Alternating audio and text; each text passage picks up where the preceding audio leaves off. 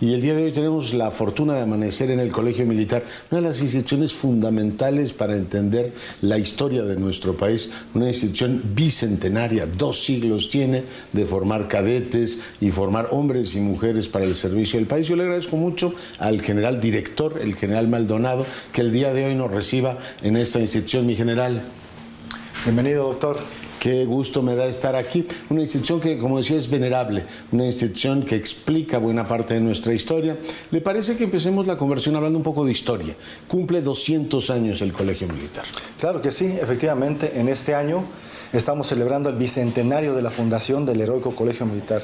Esta noble institución que tiene su origen en la fortaleza de Perote, el 11 de octubre de 1823.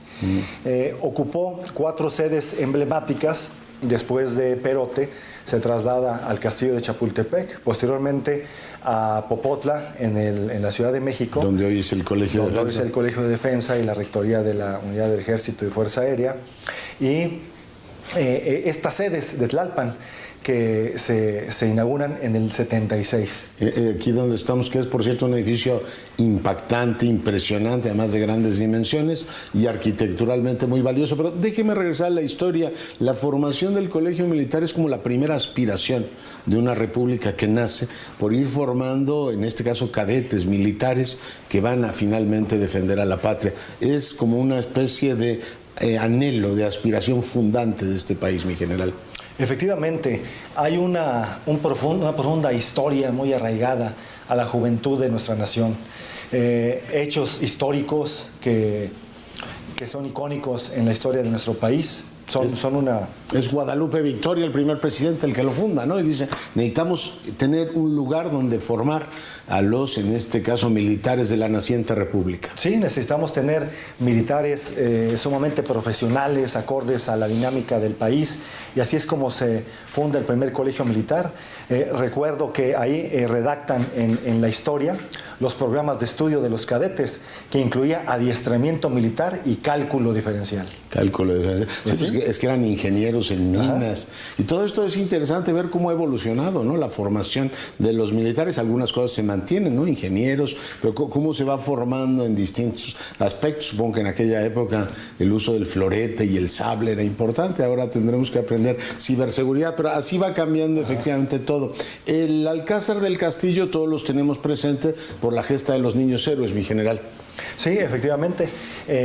Cuando es sede del Colegio Militar el castillo de Chapultepec, pues es cuando sucede la defensa de nuestro país, en 1847. Y tenemos esa epopeya tan recordada en nuestro país, en la historia, que los 6 niños héroes ofrendan su vida por la defensa de la patria. Y que todos lo recordamos siempre con veneración. Ya después viene entonces el traslado a Popotla y la formación, digamos, del ejército moderno mexicano. Cuéntele al auditorio cuáles son, además de esta historia riquísima que, como digo, está ligada a la historia de nuestro país, como los grandes símbolos del colegio. Están los edificios, ya recordaba usted a los emblemáticos, pero ¿cuáles son los símbolos? ¿Cómo nos vamos efectivamente evolucionando? El águila, en los desfiles. Una de las partes más atractivas es ver siempre a los cadetes del colegio que usted dirige, mi general. Claro, y mire, y después de la gesta heroica del castillo de Chapultepec, encabezada por los 6 niños héroes, tenemos en Popotla cuando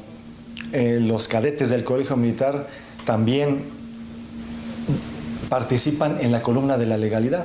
Cuando el presidente Carranza está trasladando su gobierno hacia Veracruz, a bordo de un tren con todos los poderes, encabezan esta defensa y protección del tren para hacerlo llegar al lugar seguro, los cadetes del escuadrón de caballería del Colegio Militar, y encabezan ellos la última carga de caballería al sable de nuestro país.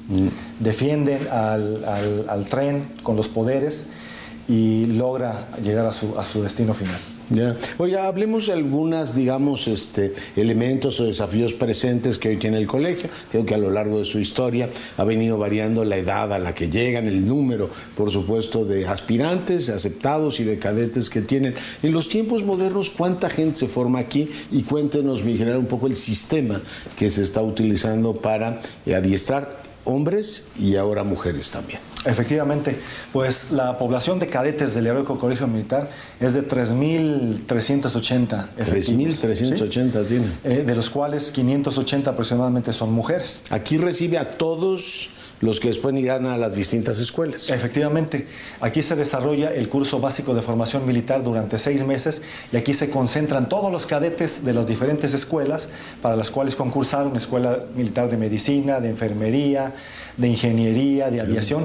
Aquí se concentran todos precisamente para lograr esa unidad de doctrina, esa filosofía de valores, se integran aquí en el Heroico Colegio Militar, en la casa de los cadetes. ¿A qué edad le llegan, mi general? O sea, el promedio de edad al que le llega. Actualmente ya entran con preparatoria a partir de los 18 años.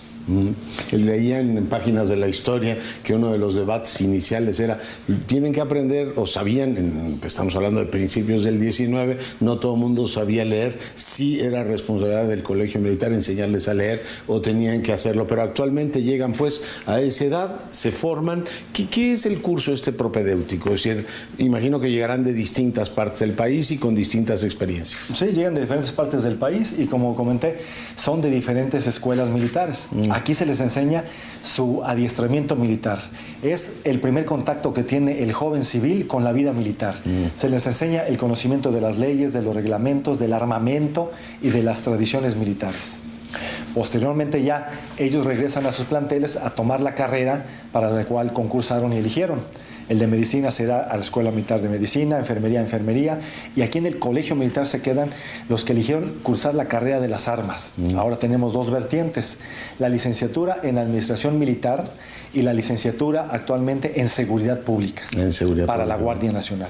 Para la Guardia Nacional. Sí. Entonces, muy interesante eso. Desde su formación en el colegio militar formaba caballeros. La educación, la cortesía, la caballerosidad eran temas importantes, y también la idea de cómo se presentan, la impecabilidad del uniforme. Son cosas que con el tiempo le van dando prestigio a las instituciones, mi general. Claro, efectivamente, la formación académica en el Colegio Militar se divide en 3 ejes de formación.